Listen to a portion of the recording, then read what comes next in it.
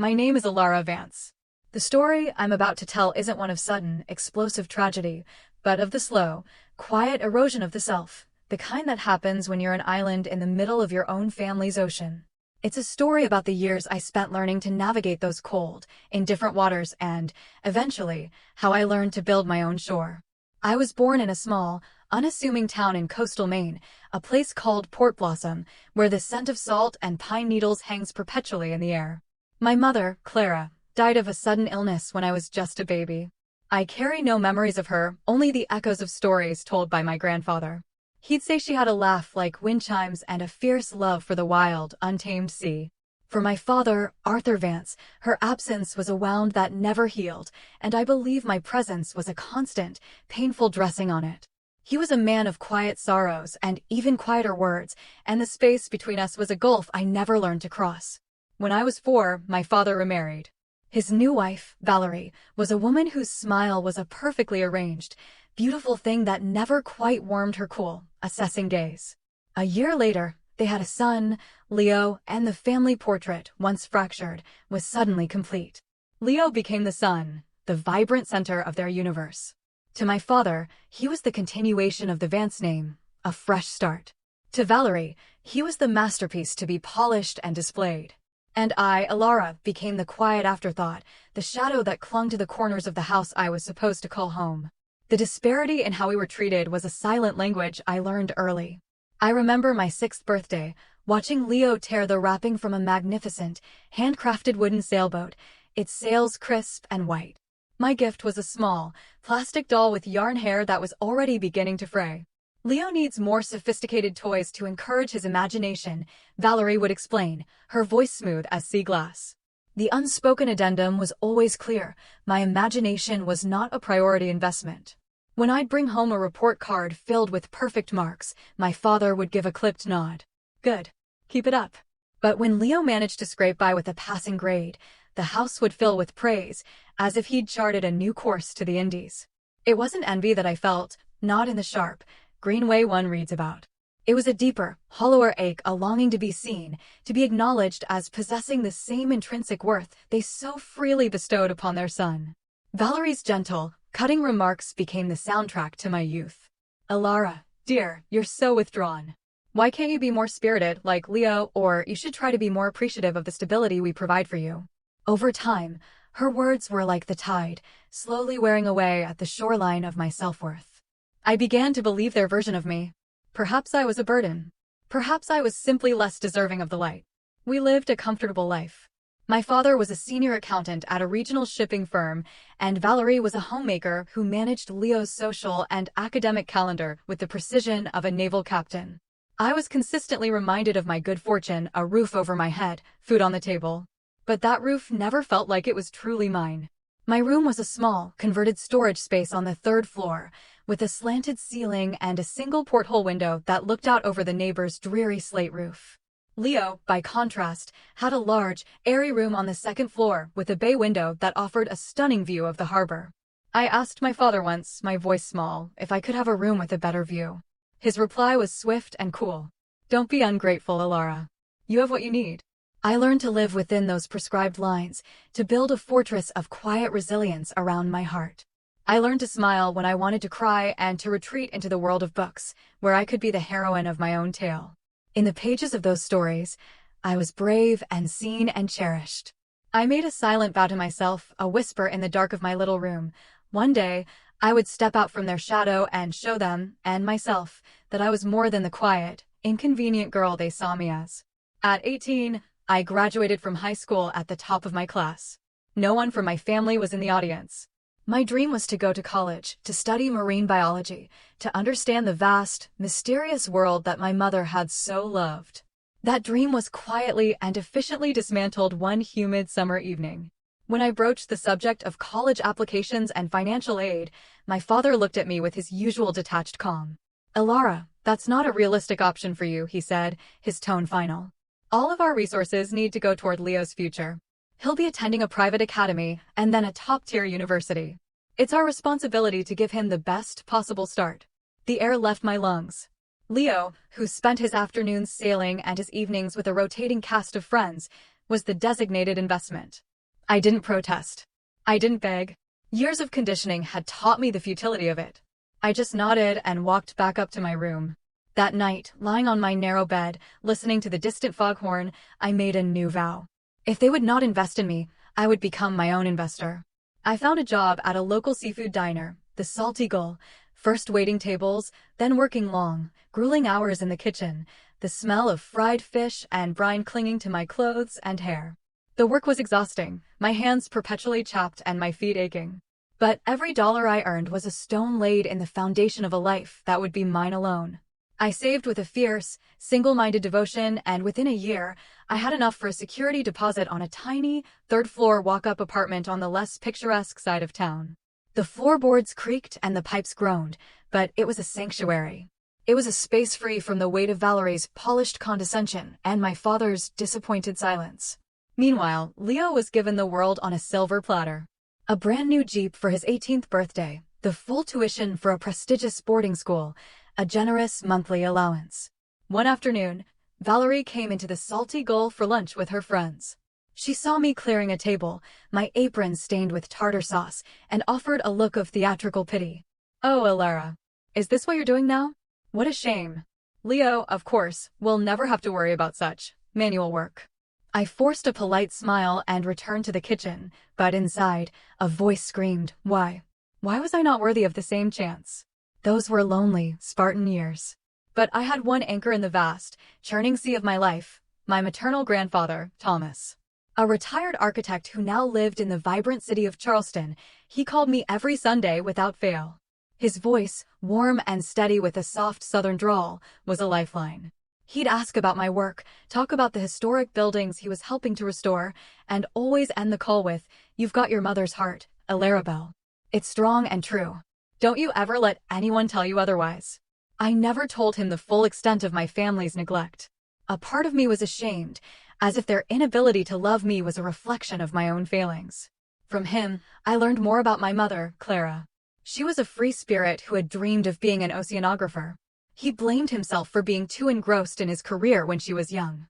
If I'd paid more attention, he'd say, his voice thick with a grief that decades hadn't erased, "Maybe things would have turned out differently for you, little one." I never held it against him. I only wished I could have known her, to have felt, just once, the anchoring warmth of a mother's love. I learned to be entirely self-sufficient. I learned to patch leaky pipes, to cook nourishing meals on a shoestring budget, and to guard my fragile heart against further hurt. But there was always a hollow space inside me, a void where a family's affection should have been. I had no idea that while I was meticulously piecing together a life from the scraps I was given, my father and Valerie were orchestrating a deception so profound it would one day shatter the very foundations of my world. 3 years passed in this quiet rhythm of work and solitude. I had moved into a slightly larger apartment with a window that actually caught the morning sun, but my life remained a simple, disciplined affair, built around my shifts at the diner. One crisp autumn afternoon, a text from Valerie appeared on my phone, "Family dinner to celebrate our new home. 8 p.m. 24, Lighthouse Road. Don't be late." I stared at the message, a knot of confusion tightening in my stomach. A new house? They hadn't mentioned moving. The invitation felt less like a warm welcome and more like a royal summons. A flicker of hope, stubborn and foolish, ignited within me. Maybe this was a new beginning. Maybe, in this new house, there would finally be a space for me. I stopped at a small artisan shop on my way and bought a simple, elegant compass in a polished wooden box, a symbolic gift for a new home. I wanted to show goodwill, to extend an olive branch I wasn't sure would be accepted. The house was in a new, exclusive enclave on a cliff overlooking the ocean, a world away from the working harbor and weathered streets I knew. Grand, modern homes with vast windows and manicured gardens lined the private road. I parked my old, sputtering car down the street and walked up the stone path to a stunning cedar and glass structure. My heart hammered against my ribs as I rang the bell, a strange sense of unease settling over me like a coastal fog. Valerie opened the door, a vision in a silk tunic. "Alara, you're here," she said, her smile as pristine and impersonal as the minimalist decor. The house was breathtaking, with soaring ceilings and a panoramic view of the churning Atlantic. My father was by the massive fireplace, chatting with a man I didn't recognize. He glanced over. "Alara." That was it. I handed him the gift. "Congratulations on the house, Dad." He placed it on a nearby table without a second glance and resumed his conversation. I spent the evening as I always did at their functions, a ghost at the feast. I stood by the window, nursing a glass of water, listening to them discuss architects, interior designers, and the incredible deal they'd gotten. Arthur has such a sharp mind for investment, one of Valerie's friends remarked. My father smiled, a rare, pleased expression. You have to know when to seize an opportunity. I wanted to feel happy for them, I truly did. But the feeling of being an outsider was more acute than ever in this beautiful, sterile space. I didn't know I was standing in a house that should have been mine, congratulating them on its theft. After that night, a new, perplexing pattern began. I started receiving invitations to everything: holidays, birthdays, even casual Sunday brunches. The texts were always curt, commands disguised as invitations. Dinner at 7. We have guests. Be presentable. Driven by a deep-seated, inexplicable sense of duty, I went. And at every single gathering, they insisted on taking family photographs.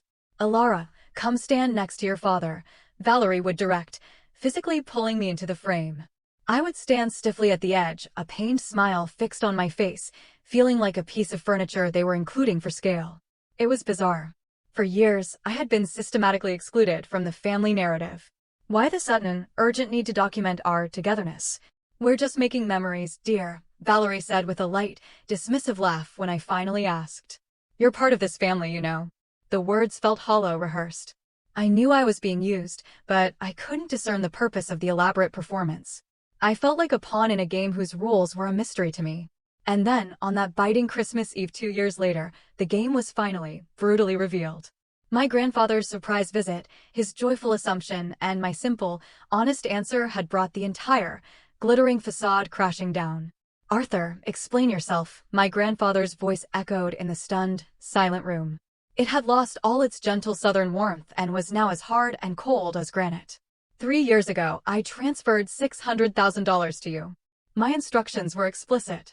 You were to purchase a home for Alara in this very development. A gift from me to my granddaughter, to give her the foundation she deserves.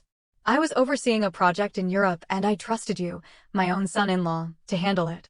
Why is she living in a rented room, working herself to the bone in a diner, while you and your family are living in her house? My father's face was a mask of waxy, pale shock. Valerie began to stammer, her composure finally cracking.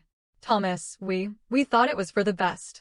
Alara is so self-sufficient. Leo needed a stable, encouraging environment to thrive. Enough. Grandfather's voice was like a clap of thunder. Self-sufficient? Or abandoned? And what about the trust fund I established for her education? The annual deposits I made for her upbringing? Did you think I wouldn't eventually look into that as well? Did you think you could just absorb it all into your own comfortable life? It was too much information, too much betrayal to process at once. The stolen house, the stolen education, the stolen childhood. The room began to spin. I looked at my father, the man who had told me college was an unrealistic dream, and I saw a common thief. And the photographs, grandfather continued, his voice dripping with contempt as he gestured toward a silver-framed picture on the mantelpiece. You sent me these pictures. You built a fantasy of a happy, unified family to keep me from asking questions. You used my granddaughter as a prop in your long con to cover your own greed. The pieces slammed into place with dizzying speed. The forced smiles, the awkward poses, the sudden invitations, it was all for him. To maintain the illusion. To keep the money he didn't know they were stealing. My father finally found his voice, a pathetic, strangled whisper. Alara. I only wanted what was best for the family. Best for your family, I corrected him, my own voice surprisingly steady and clear. You never once made me feel like I was part of it. I spent my entire life trying to be good enough for you, and all the while, you were stealing my future from me. You didn't even have the courage to tell me. I turned away, the sight of his face suddenly unbearable. Grandfather placed a firm, grounding hand on my shoulder. Let's go, Alara, he said, his voice softening as he spoke to me. This is not your home. To my father, he added, his tone once again like ice, you will be hearing from my lawyers. You will account for every single cent. As we walked out into the frigid night air, away from the warm, treacherous glow of the house built on lies, I didn't feel rage or even sadness. I felt a profound and startling sense of release. The heavy shadow I had lived under for 23 years was finally, blessedly, beginning to recede. The drive to the airport hotel was wrapped in a thick, shared silence. I stared out the window at the familiar, rugged coastline, the waves crashing against the dark rocks. It was the landscape of my childhood, of my loneliness, and I was leaving it behind. In the warm, quiet interior of my grandfather's rented car, I felt like a survivor being ferried away from a shipwreck. The next morning, we boarded a flight to Charleston. From the airplane window, the coast of Maine grew smaller and smaller until it was just a faint, jagged line between the sea and the sky. Charleston was a symphony of color and history, of pastel-colored houses with sweeping verandas and the sweet, heavy scent of jasmine. Grandfather's home wasn't a mansion, but an elegant, historic house in the heart of the city, with a walled garden overflowing with camellias and ancient, twisting oaks draped in Spanish moss. "Welcome home, Alarabelle," he said, and for the first time in my life, the word home resonated with truth. The house was a sanctuary, but it was my grandfather's gentle, unwavering presence that filled it with life. He gave me a beautiful room with French doors that opened onto the garden, a new laptop, and a gift more precious than anything money could buy, his complete and unconditional support. "You can start again here," he told me, his eyes kind. "Take your time. Find your own pace. Just be." That evening, over a dinner of shrimp and grits at a quiet restaurant in the French Quarter, he laid out the full, devastating scope of my father's deception. It was worse than I had imagined. For nearly 2 decades, my father and Valerie had been systematically draining the funds my grandfather had set aside for my welfare and education. They had built their entire life of comfortable privilege on money that was meant for me. A hot, bitter anger rose in my throat, but it was quickly subsumed by a deep, weary sorrow for the girl I had been, the one who thought she was worthless. "What are you going to do?" I asked him, my voice barely a whisper. "I'm going to sue him," grandfather stated, his jaw set. "I'll get the house back, and I will ensure they are cut off from every resource I control." I looked down at my hands, resting on the white tablecloth. A lawsuit felt like another battle in a war I was tired of fighting, another way to stay entangled in the wreckage of the past. "No, Grandpa," I said, looking up to meet his gaze, my voice quiet but certain. "Please don't. Cutting them off is enough. I don't want the house. It's poisoned. I want to build my own life, not fight over the ruins of theirs." My grandfather studied my face for a long, quiet moment, his expression unreadable.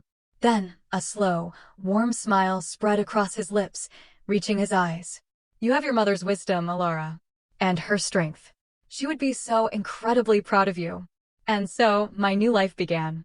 We sold the house in Maine, and with the proceeds from that sale, money that was finally, rightfully mine, I enrolled in the marine biology program at the College of Charleston.